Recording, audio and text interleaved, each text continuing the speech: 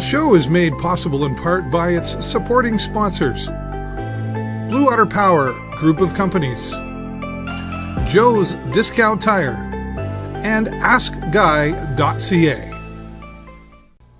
I really like the space we're at, the ISO Bar, the International Symphony Orchestra, downtown Sarnia. Downtown, one of my favorite places to hang out with. And speaking of hanging out, today we are hanging out with this gentleman, Darren McLeay. Thank you so much for... Yeah, thank you, Dave. I know it was short notice, and so I appreciate you fitting this in, because I know you're getting ready to go away and do some things and have some fun. Yeah, right? My pleasure. How's your summer going? Oh, it's been awesome. You're a busy guy. Busy guy, and I just got married last week. I was going to say congratulations on that, right? Yeah. And you had some musicians. It looked like you had a fun day. Yeah, it was good. We had local people, Allison Fisher and Dan Butts, and they put a nice show together. Dazzle, I think they go by. It was a lot of fun. We had Presh did the catering, and yeah. Great local people. Yeah. Right? Yeah. And has this been a long time coming, this wedding? No? It was just threw together just before Christmas, and we picked a date. Just my brother-in-law, newly brother-in-law, he's a chiropractor out, him and his wife in Carolina. Okay. They only could come down for a long weekend, so we figured between Canada Day and the 4th of July, that's a good break for both countries. And right on. It was a great day. Yeah. You're from Corunna originally? Correct. Is that right? Yep. Yeah. Born and raised out there? Born and raised, and lived there till about 17, and my mom bought a house Lakeshore, so... Right. What was life like in Corunna growing up as a teenager? It was a lot of fun. Obviously, teenagers, you don't have the cell phones and the computers as they do now, so as you know, so a lot of outdoor time, and still have quite a few friends from back then. Don't see them as much, but you keep in touch, and I don't think it was much different than Sarnia, really. Yeah. We were river rats instead of right, city rats. Yeah. Yeah. So, but did you like school? Always gone against the grain a lot of times. So school wasn't my favorite, but I was happy to get out of high school and move on with life. But did you go to like college, university? No, I did St. Pat's and started working, and I think I was a born entrepreneur. Okay. My boys are the same way, nice. And What do they do? You got two boys? Two boys. So one is just signing up. He's going into a welding program. He just had his first son, and my other boy has two sons, and he dabbles in a little bit of everything. Very creative young man. You're a grandpa too. 3 times over. Wow. Yeah. And I bet that keeps you busy outside of everything else that you do. Yeah, would like to see them more, but just they have their busy lives. And, So you still get to stay in touch, though. Oh, 100%. Yeah, I talk to my boys every day, but How old are they? They are 5 and 6 and 6 months. So Okay. And how old are your boys? 26 and 27. Yeah, that's a really interesting time in life, right? Yeah. And they're men, and they're figuring it out still a little bit, and heading in some directions, and that's great. Let's talk about your direction, though. When was your first taste of music? I always grew up with it. I've had family members that either played or sang, but everybody loved the music. My grandparents, I had aunts and uncles who, wherever you go over there, their music was playing. So it was just everywhere. It was everywhere, and we're lucky enough, I say this quite a bit, that, grew up listening to Detroit rock and roll. Yep. And, the riff before that, WABX and Wheels. And so it was just something that was in our blood. We woke up to it. We woke up to it, Yeah, every day. And then the summertime comes along. I don't know, but we're talking 80s, I think, maybe a little bit of touch of 70s. But it was just, summer was music time. Like we turned up the volume louder in the summertime in the 80s, didn't we? And can't count how many times in the summer you would go to the Pine Knob. It was so cheap. It was cheap to get there. Yeah. Saw a lot of concerts there. A lot of concerts there. Yeah. So let's come right to where we are today.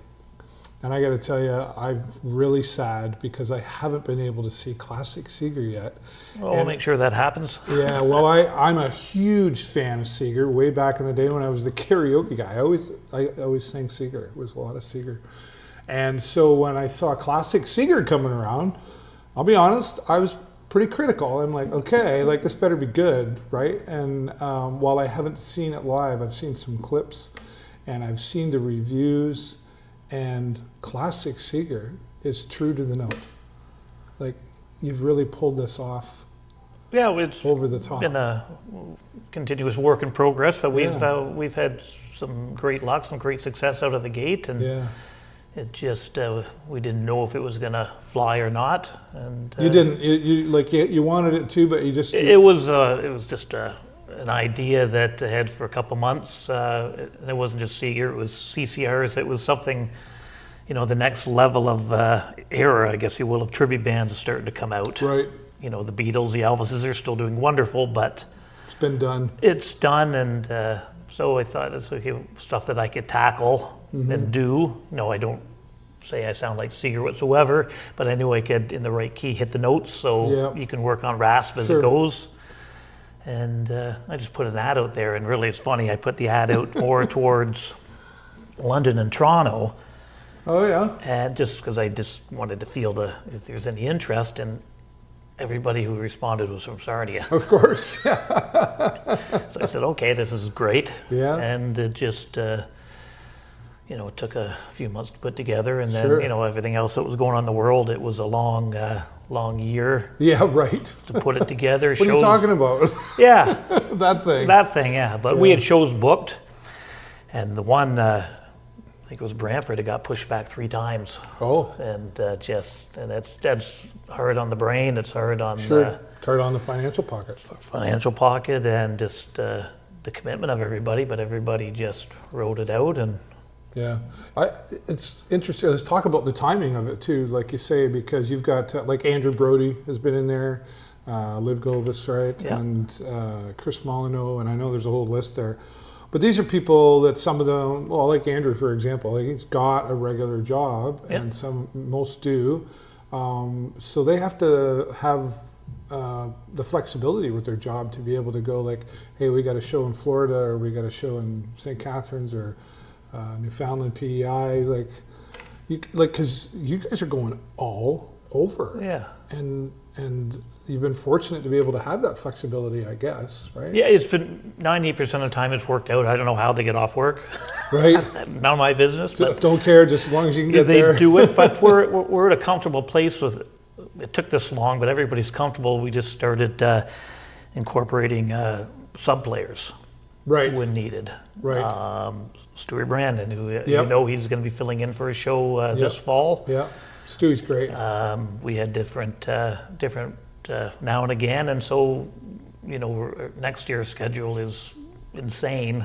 Yeah. The commitment. So we just if you can't make it, you're still on the band. It's no big deal. Yeah. People do it all the time. Yeah. Yeah, like people travel, okay, we're going to get a different keyboard player tonight or fill in guitar player. But there are certain aspects, like you kind of got to be there. Yeah, well, I book it around my schedule mostly, but right. If we needed another singer, sure. Yeah. And then intertwining with that, you've got Revision Entertainment. Correct. And that is, you're a booking agent? Or it's a self-promote. So when Classic Seger started, we did some promos, and again, our promo ability was limited. You send it to the booking house, all the agents, and there wasn't a lot of interest. It's what I've learned is the industry. It's pretty much an old boys club. Okay. A lot of politics to get hired, and so I said, okay, if this is for this to fly, I got to pivot a little bit. So I started my own company, right. And I rented the theaters, and we just did the self-promotion. Right. And that was the whole intent of it all. And people see the name Revision Entertainment. Next thing you know, I'm getting emails left and right of other bands sending their demos and stuff. And I said, okay, well, let me look into this a little bit. So right. I was very fortunate enough with Brian and Sherry and the team at the Imperial, who were unbelievable. They gave me a shot of bringing in a couple shows, and I think I've had a couple of home runs there with Yeah. the the Epic Eagles and It was when I went to a brass. Brass Transit. Yeah. Go see them. If you don't like them, I'll give you your money back. Yeah. That's how great they are. Yeah, I've worked with them I think 3 times now, and just fantastic. So Yeah. I look at, okay, I'm doing it for myself. Let's entertain what it look like bringing in some other bands, and it's between the two, I'm very busy. Yeah. Do you intend to keep growing that Revision Entertainment? I think so. When the Seger has faded out, or if I faded out with it, and maybe the brand name continues, yes, I think it's a nice going into retirement. Nice do 2 or 3 shows a year. And Yeah. Have you ever met Bob Seger? no, I've seen him a few times, but Yeah. I know a lot of people who have, especially in this area. Yeah, and, that's right. But I think he had a boat around here at one point and stuff. Great guy. I met him briefly for about 3 minutes, so I say great guy. It's probably one of the few times in my life I've been starstruck yeah, because I was such a big fan. And that's going back 25 years ago. He seems like a very happy guy in any Yeah, interview. yeah, why not, right? And he's done really well. So he hasn't been to one of your shows yet. No, and I can't. No. I can't. I mean, there's a lot of Seger tribute bands around, especially in He must in know Michigan. about you, I would think, or you would hope. We haven't got a call from his lawyer, so it's No, right? So it's probably okay. yeah. Well, talk about that. Is there permissions that you have to get to? So when you play the music, you have to get the proper licenses. Yeah, SOCAN or Yeah, so whatever when it you is, rent, yeah. so if you're selling tickets, Yeah. and that's automatic off the top. Sometimes we submit it, mostly the theaters submit it, and Right. I think it's like 3% or something like that of Sure. sales. And there's some different ones in the States, like the BMI, and then we're putting out a CD this fall of Seger material, so we'll have to Right. have the proper license. So if he's getting paid because you're selling out, he's probably okay with that. yeah, well, I don't know if he's getting his publishing. The publishers are. so, Yeah, for sure. No, we're doing everything correct, and Yeah. Well, you'd want to from the start. yeah. Yeah. And I did hear though, like Alto Reed, the sax player was right. His wife was around at Correct. one show. Yeah. Yeah, she was great. We still stay in touch now and again through the Facebook, but she was at our one show in Florida outside Miami, Yeah. and she spent quite a bit of time with us, and she was just very gracious, and Awesome. she didn't want to go to the show, I guess, because it's just somebody Sure. dragged her, and she loved it, and Glad that she went. so when we go back there this January or March, actually, we're going to invite her to go Awesome. be in the area again, and Awesome. yeah, it was just one of those neat things that. Well, you were obviously impactful on her too, right? Which is a big part of what music is having an impact on people. And when you decide, like, obviously you can't do every song that he ever put out in one show. Do you have more than one show that you do, or do you sort of go, guys, I think we should do this one right now, or like how do you decide what to do on the stage? So our show has always been fairly long. We've always done 27, 28 songs, which is a lot. Wow. How do you get through that as a singer? Just don't think about just it. go, And right? yeah, but then we're short. Then we're getting hired more and more, and the contracts say no, we want a 90-minute show. Like we're doing casinos now, and they just want 90 minutes. Yeah, fair so enough. we have a long show and a short show. 90 minutes is still a very long show. It is. That's pretty typical, I think. And so we have to cut some songs, and we're just coming up with a concept. How do we rotate more? So we're still, we just started our 3rd year, so and a lot of times we're not playing the same place twice. Yeah. So there's not a lot of need to change. Right. But we're at that point now that we, I see, yeah. we don't want to go 6 months without playing You'll Accompany Me or something. Right. We just want to keep things. Obviously, there's so many classic Seger that you'd want to. I mean, like old time rock and roll. Like, it can be one of those songs like, oh, old time rock and roll again, but it works every single time. Doesn't matter the age group. Yeah. Because if the kids are there with mom and dad, the kids are dancing because they just love it, and mom and dad are going, it just takes people back, right? But then you talk about like You'll Accompany Me, or like Famous Final Scene was always one that I loved that song, but it didn't really get huge. And Shame on the Moon, you know, another one that was not as popular as some of the other ones, but still, like, I'd have a hard time leaving those out. So we just picked up Shame on the Moon, I guess almost a year ago now, but that was one of the later ones we did, and that's one of the biggest biggest responses we get. Great song. And yes, old time rock and roll, but we follow what Seger always did. That's, you would think that would be like an ending song or a set ending, but Seger always did it in the first 4 or 5 songs. Yeah, we just got it out of the way. Well, I think it gets going. Here we go. Here we go. It's first 3 songs, sound check, and you know, you get going, but then everybody's just setting the You're tone for the rest of the night. Room, right? Yeah. But that's setting the bar really high too, right from the start. You better keep that going. Yeah. But you're right. I always, I know. Okay, it's coming. It was like almost like a teaser. Mm-hmm. Okay, we're getting to old time rock and roll. But no, I've seen him twice, and he did it. Yeah, right at the start or in the middle of like the whole thing. I think 4th or 5th. And same with like Turn the Page. I mean, there is probably I don't know which is bigger, that or old time rock and roll. But that was always. He didn't do that at the end either. That was another one that I always found that he was like, okay, here. He would say, I remember, here we go. I know you're waiting for it. I'll never forget he said that. And then and then the saxophone starts. And speaking of saxophone, you've got Chris Molyneux. I labeled him years ago as the saxophone sensation. What a fortunate person to have in your band. Correct. And I didn't know Chris at all before this project. Oh. I saw him in 2018 or 19, whatever, one of the Rock and Roll Christmases. Yeah, first time. Right, yeah. And he was running around, and I noticed he was doing his moves, and he jumped over the monitor into a solo. And this is long before Seger, and he said, geez, if I'm ever in a band, this guy's the guy. Yeah. And so when I was putting this together, I didn't even know his name or anything. I kind of, figured scrolling back, and I wrote, and I wasn't too sure. Then, it took us about 3 months to our first rehearsal, and agreed to come out, and and it worked. Our first rehearsal was a couple of the guys were there that we were trying out. It's not in the band now, but it was half the band, and we did about 5 songs, and we just could tell there was something here. And was there a synergy there? Yeah, automatic? it was excellent. Yeah. And then of course, with Chris, you also inherited Tim Molyneux. Correct. Right? Who's a huge part of fantastic, our. Right? Tim's a huge part of our. I think his official title is a road manager. Yeah. And he does a lot of logistics, and he travels everywhere we go. And we also have, I'm sure you know very well, Dan Tidbull. Dan, awesome sound guy. Yeah. I don't think you could ask for a better sound guy. Yeah.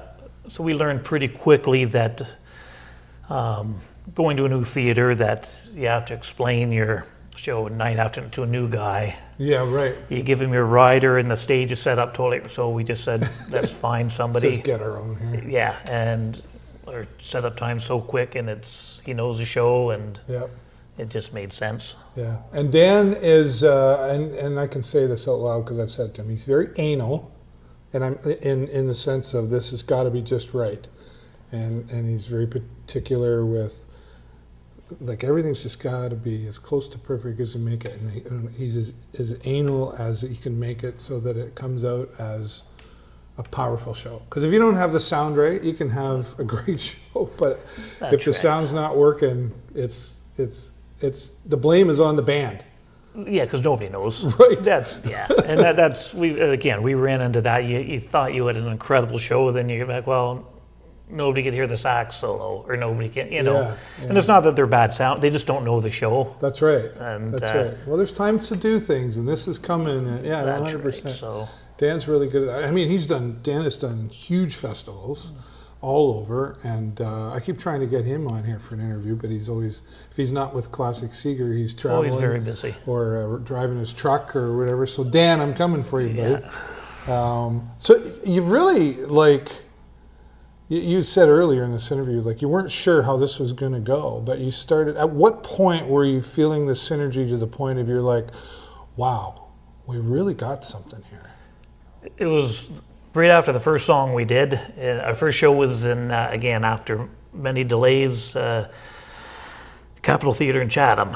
Oh, yeah. And a week before, and we haven't practiced very much of this. A week before, some of us were having discussions. We can't do this. We're not ready. You know, we're not a theater band. And I said, either we're not going to be ready then 6 months from now. Let's just do it. Whatever happens, happens. And we did the first song, first 2 songs that we went into each other.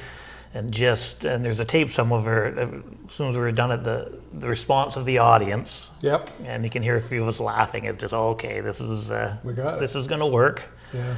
And then we just continued. And looking back, I'm sure it was a very rough show. Right. Yeah. Sure. Compared to now. But no, it was just that was a moment there that we said, okay, we can do this, and it was a great moment. Great that you said, "Come on, guys, we got to Well, do this." Right. again, we're not going to be ready in 6 months if we're. Well, you know what? Like, there's something to be said for just start, and it might not be exactly the way you envision it, but if you don't start, you'll never get there, and you can't. It's the learning along the way, right? I've always said, like, success and failure are actually friends. You've got to put them together. They're not the opposite of each other. But risk involved, you know, he might have felt, you know, are we going to embarrass ourselves on the stage or whatever? But yeah, let's just go. And thank goodness, yeah. Because again, not having seen you live yet, I hear so much. I remember when you played here at the Imperial Theatre, I think it was last year in October, and tickets went on sale and they were gone. Yeah, other than at the time, other than Rick Mercer, we set the record for music for the quickest sellout. Yeah. And then Burton Cummings came around 2 months later and beat us. Yeah, well, but he canceled his show, so I think we. He's still the winners. Sorry, Burton. Yeah. But that's just everybody's locals. That's what, you know. Yeah. It's, we got to take that in right context that we're all locals. So. Yeah. Yeah. Well, but Sarnia's, don't sell yourself short here, though. Like, I think people had already kind of heard some discussion about it and what's going around town, and I know a lot of people that were there that night, and I was like, yep, I couldn't even get Tidball to give me tickets. Yeah. But that is a show of support, though, of Sarnia. I say Lambton County, but I will focus mostly on Sarnia has that community. I've had the discussions with many musicians. What do you think it is that we just all support each other no matter what it is, and it's something positive? What do you think it is that Sarnia people just come out for? Sarnia's a great music town. It even compares Sarnia to like a Chatham. It's night and day difference. Sarnia it's happening. They love their music. You can see, you know, there's not a day in the week at the Imperial, there's not a sold out show at least one day in the week. Yeah, yeah. And they just very supportive, and you know, I can't say, and we were lucky to have the Imperial. They're doing everything right and bringing in the right shows. I think they're bringing the right shows into town. Yeah, yeah, yeah. Let's talk money, and I don't need numbers or anything, but that's really an important factor, because this is a business. It's you know, you want to play. I want to play music. That's great, but if you want to do it to make a living, it's a business. So that's all on you, and then is Tim's a part of that, or like how do you? No, there. What's the team involved in that? So that's pretty much. It's all on myself, pretty much. Okay. But I've set it up that. So we're going to California again this November. So we have 3 shows. We always do a bigger show, bigger venue, and then 2 smaller, or whatever. And between the 3, there's always there's a budget, and we always hope that bigger show is the one that's pays for the smaller shows. Right, gotcha. If that makes any sense. Yeah. And we have a pretty good formula, and not every show is a home run. Right. Different markets, but we always have 2 or 3. So take the good with the bad to balance it all out. Everything's been balanced. Yeah. We're still going. We just I think we've done it very smart, and we're playing some amazing venues coming up, and I think that's I'm very happy and proud of myself how I did it in the beginning. As I said, we weren't being hired at the beginning. So Revision Entertainment, I booked us when when COVID was going on, nobody was doing anything, no bands were thinking. I was out there booking at every theater I could. Right. And so when everybody else was ready, we were already in there. Yeah. So we're building our brand. Good thinking. And more importantly, I was building a resume. So when you can say the Massey Hall in your resume, or Muscle Shoals, or Barbary Man of Florida, okay, then they take you serious. 100%. And 100%. That's the portfolio they're looking for. Correct. So that was my. If we're doing it on our own, we have to do it right. And it just we're being hired. We have 2 or 3 strong networking agencies in Florida, California, and out on the East Coast. So going forward, we want a mixture when we go out of hired and our own shows. Oh, I see. Okay. Because you make a lot more money on your own shows. Yeah. Well, yeah. Right. So, But it's a lot less headache. Sometimes when it's you're just easier hired to pick up the phone or send an email and say, "Can you book us over here?" Yeah. Yes. Yeah. Talk about the resume though. Like, there was a really famous recording studio that you guys were able to go to and lay down some tracks. Yeah, Muscle Shoals, and as I said, hinted earlier, we're going to have a CD out. I was hoping it was out already, but it's life gets in the way. But we were lucky enough to spend a full day recording there, but we had the studio for 3 days to ourselves, Muscle Shoals sound.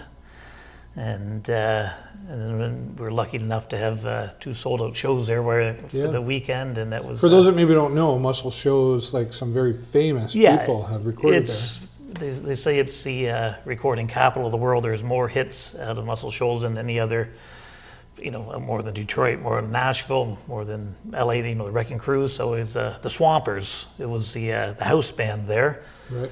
And everybody from the Rolling Stones, Bob Seger recorded a lot of his stuff, Paul Simon, goes on and on. Yeah. And that was probably the best experience I've ever had musically. I see the odd picture and I just Did can't your hair believe it. come up a little bit? It's very surreal, right? It was very surreal, and we still keep in touch with the studio a little bit, and they're excited that we're putting a CD out because it's good advertising for them. Sure. And it was just a fluke getting in there. I did the tour a couple years ago, a buddy and I, and the tour guy said, they do the odd project still recording. So I was just having breakfast one day, it was before Christmas, I guess 2 years ago now, and I sent him a nice email. I didn't even know what I said, just we were interested, we got this Bob Seger thing, I know there's a history of Seger, we'd like to record there, do some video, we'll keep it all respectful and to Bob Seger's name, and didn't hear anything, wasn't expected. Then about 6 months later, phone rings, it's Alabama. I says, okay, what's this? And the board reviewed your proposal, we'd love to have you. Oh, wow. So, my proposal, what? So I said, okay. And I didn't tell anybody in the band at that point. I said, I guess we're going to Muscle Shoals. Right, and they had to be elated. We put it together. And Can you say that again, please? And there's a lot of footage. I think we only have 2 videos out so far, but we've got like good 12 hours of footage. We're slowly putting out video. That's very time consuming. And it sure is, so that was probably the highlight so far. Yeah. Have you sat back, because it's been like what, about 2 years then? Just hit our 3-year mark. 3rd year, yeah. So have you sat back and looked in a mirror sort of, and reflected and went, like, are you convinced this is really happening? You know what I mean? Like, you're like, because this is a really big deal. Like, you're traveling all over the world. It's at least Canada, United States. Well, we're hoping to go to England next fall, we won't talk about that yet. But we just did. See how I did that? But no, it's just but it's just ongoing every day. Yeah. So yes, you look at old pictures, and again, the Massey Hall was a great show, and little places that you've been and experiences. We have better time off the stage when we all get together. I see the pictures, and you're celebrating, and the smiles, and sometimes the families of the performers are coming along too. We have and try to include them and as much as possible. Yeah, and many of them will look back someday and go, "Oh, I remember back in the day when we did that." Yeah, and it really is and I've talked to I've had Andrew on here. Chris Molyneux, and I know Dan, like pretty much everybody in the band. I've talked to most of them about the experience, and they're like, you can hear Dan, dude, it's the best thing ever. Like he just, and everybody's like that. Andrew, it's you're really creating some memories. Yeah, we've gotten very like fortunate. I don't think all of us are very humble. Like we don't take it for granted. Yep. And but it's a lot of work though. Talk about that. Like, how do you guys rehearse? Far and in between. But we're rehearsing. So we've had 4 months off now. Our last shows were I don't know when they were, in May. Yeah. And we're starting again in September. Right. So we're getting together. We rented the Imperial for 2 days in August, and we're doing rebuilding the show. We have fortunate to be working with a producer out of LA named Ron McNeil. He created the big Beatles tribute in the States, the Fab Four. Oh yeah, okay. And the Monkey Man and the big Elton John show over there. So he's a Emmy Award tribute producer, and he's come to Sarnia a few days to work with us. So we're just getting some fresh ideas. And you're getting noticed out there then, like you're shaking the tree a bit. We're networking in the right areas. Yeah. And so it's who you know and who they know that you can get into that circle. And so he's anxious to see what he comes up with. He's watched our show on video 5 times now, front to back, making notes. And first thing he says is, like, the musicianship is impeccable. You guys are incredible band. Yep. Now let's just work on the show a little bit. Build some big moments. And some of the venues we're doing, our competition is pretty huge. Oh, is that right? So we want to stay at that caliber. Yeah. Yes, it's all about the music, but still the show is. There's a performance involved. Yes. So anyway, that's a rehearsal, and then we probably won't get together rehearse until like January. Right. So I imagine like the musicians individually are practicing on their own time too, just to kind of keep the fingers moving the right way and all that sort of stuff, and so that they don't lose it, right? I guess. Correct. Yeah. And we touched on it earlier. We're not changing the songs up that much. Yeah. So it's the same show. Yeah. And it's just. So it really can become like a turnkey business after a while, right? Where Correct. it's okay, we're going to do a show and let's turn it on. Yeah. And you talked about the old boys club earlier. Well, you didn't really talk about it. You just mentioned it. Talk about, what did you mean by that? Like there's. I imagine in that world, everybody's knocking on their door. Correct. Hire me. I'm the greatest thing. Everybody's the great. Yeah, you're the greatest thing. Right? Yeah. So to get their attention is to, like what you say, you took some risks and performed. But how will that change someday? Like, or will it? I don't think it will. And you nailed it. Like, they're getting 100 a week, if not more, right. Bands, and it's who you know, and they've got their, like, the booking club. They've got a fantastic. I mean, who you know, but band. I mean, you got to have value to bring to them. It's sure. And somebody has to take a chance on you. Yeah. And it comes down to money, and I feel like a hypocrite because when Revision Entertainment first was starting, as I said, I've got bands, and I was responding to everybody. Yeah. And I'm thinking, I don't have anything to offer you. Right. Because you only can book so many shows, and I know what the Imperial and Chatham and Windsor, some of the other venues, I know what they want, and I know what sells. Doesn't matter how good it's, and it's. I'm the one who loses. It's all my risk. Yeah. So I understand why they are hesitant to talk to people. Well, there's an investment of time and money. That's right. And it's a business. It's more of a business than I think people realize. Yeah. And so it's just hard to get into these agencies, and it took us 3 years, and now I've said we're working with 3. It looks like it'll be regularly. So, but it took 3 years of 60 shows doing it on our own to get that. So beyond doing what you've done already with the shows, do you have and did you have from the start like a long term, like a 10-year plan with this, or 5-year plan, or like what's the long term vision for Classic Cedar? I'd like, as we build the brand, I'd like to the brand to keep growing as long as there's genre. And I think on the outside we have about a 10-year shelf life, because that generation will be either too old to go to shows, or so I think that there's about a 10-year shelf life. Again, Bob Seger's not like the Beatles. No. Or Elvis. That you either knew him or you didn't. In fact, I would say you either liked him or you didn't. Correct. Right? And different pockets. Florida, we knock it out of the park in Florida. Because he had different generations of music too, and there was the Bring Me Down Bob days. Yeah. When he was breaking up with wives or whatever, and he was writing his music that way. But I think like my son's 24. Like he was, or I was teaching some kids that were 16. They're like, oh, I've heard of that old time rock and roll thing, but other than that, no, they don't get it. But you say the Beatles, and they go, oh yeah. Yeah. So I think in 10 years there'll still be very successful Beatles, Elvis tributes, but Seger in some pockets, as it is now. We do well in some areas. Some areas they're rough shows.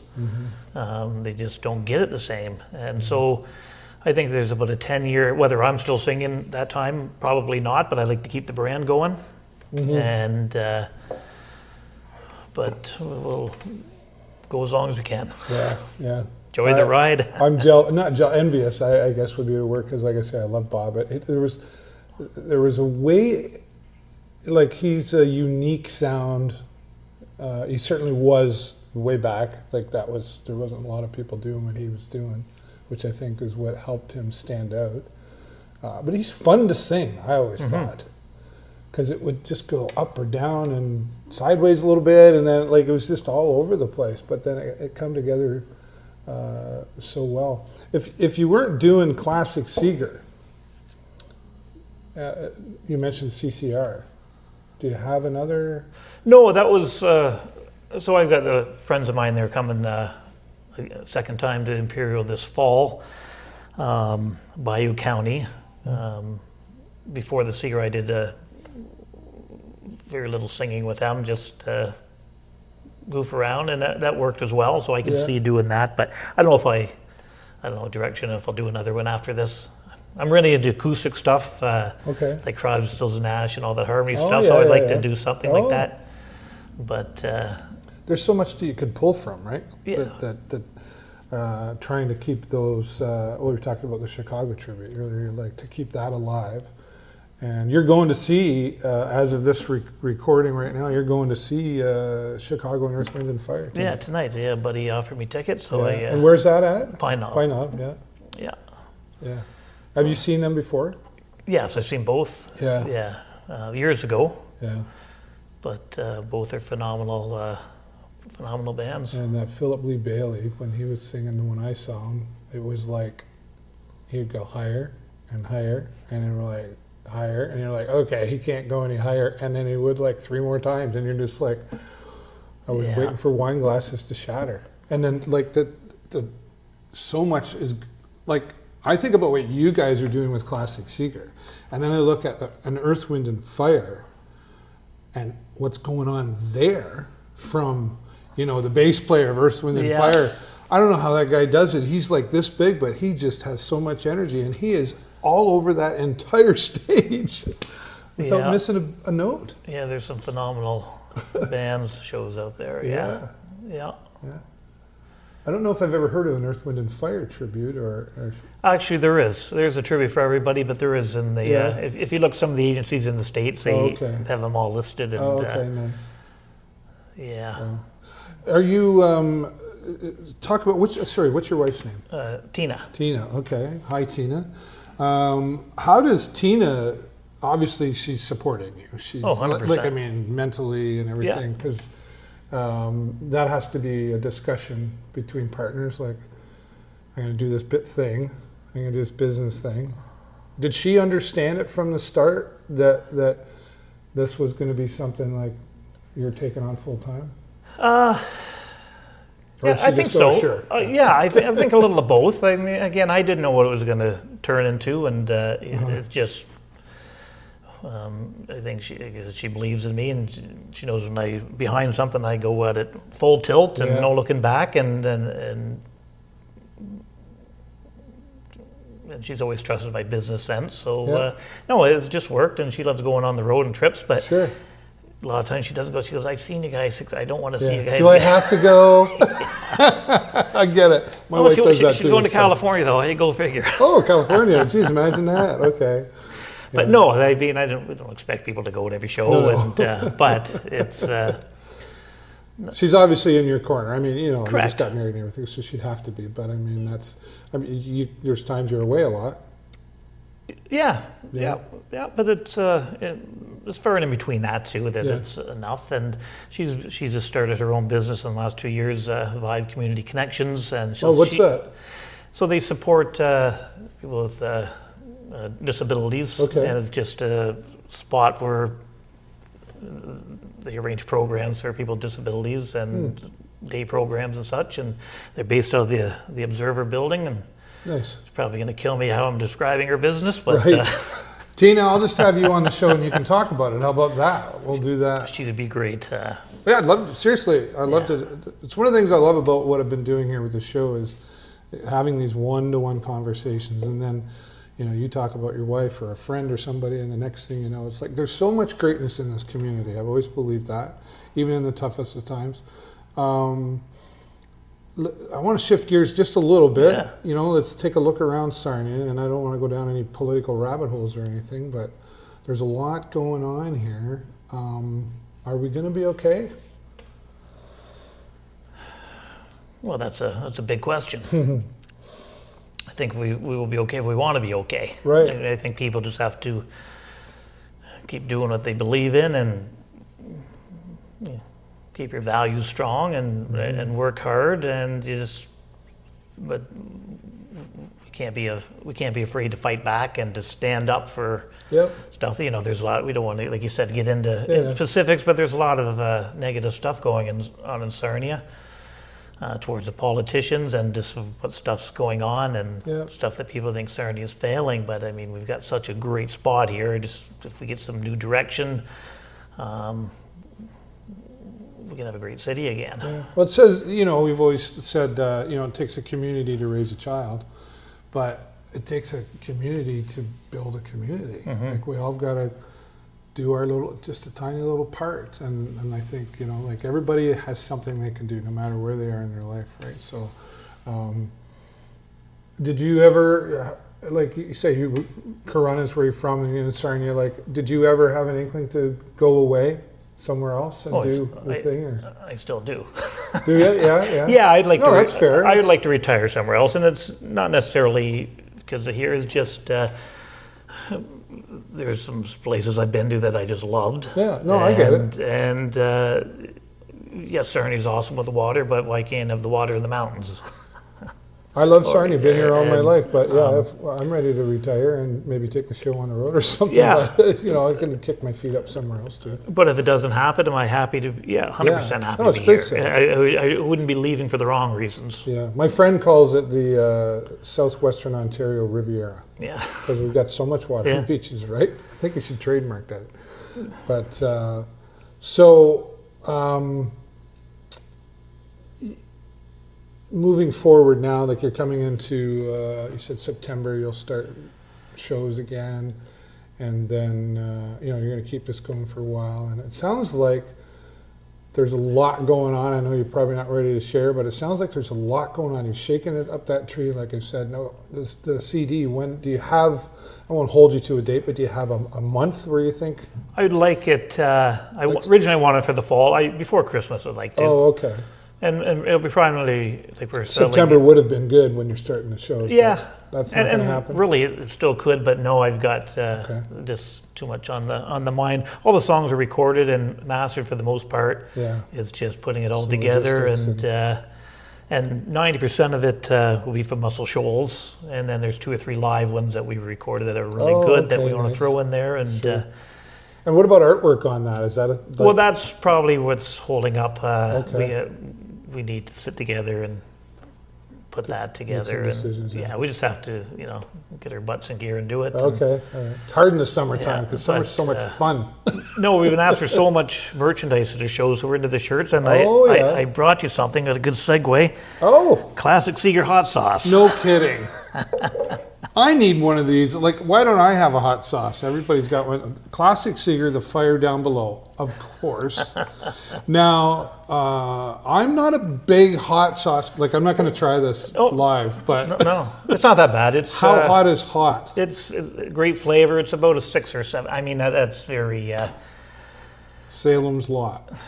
Scary hot sauces. So that's Jeff Salem.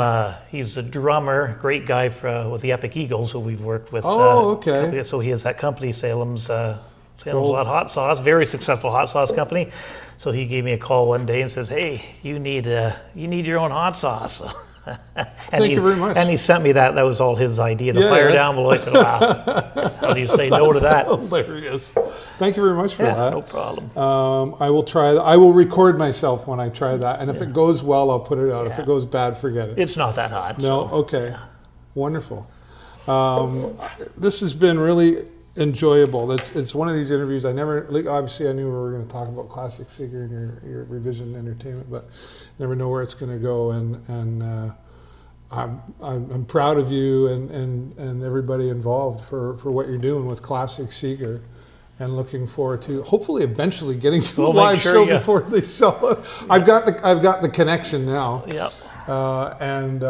And I would even travel out of town for that. Maybe we come to California. Next September or October we're at the Imperial. Okay. 2025. But great. And people can go online to find you? Yeah, I don't know. It's probably be next spring before it goes on sale. But I mean, you have a website. Yeah, classicseger.com, and all of it's usually up to date of all the shows that are being added. And the first one is in Detroit on September 11th at Soundboard at the casino there. So we're excited about that one. And awesome. And we're going to have Tina on the show now. Yeah. There you go. Darren, you may need 2 hours. 2 hours for her? Okay. Well, we could fit it in. Maybe we'll do a documentary, something like that. Thank you so much. And again, thank you for sharing your talents. And I'm sure you and I will continue to be talking beyond this interview today. But there you go. Darren McLeay, everybody. Classic Seger and Revision Entertainment. We'll put those links down in the comments below. And put your comments. Ask your questions. And I'm sure Darren will be happy to get back to you. But thank you for watching. As always, click the like and the love button, but click the share button. The most important button, so we can share Darren's story and everybody else I have here on the show. But as always, that's all the time I got for you this week. Have a great week and an even better weekend. We'll see you next time right here on the show. Bye for now.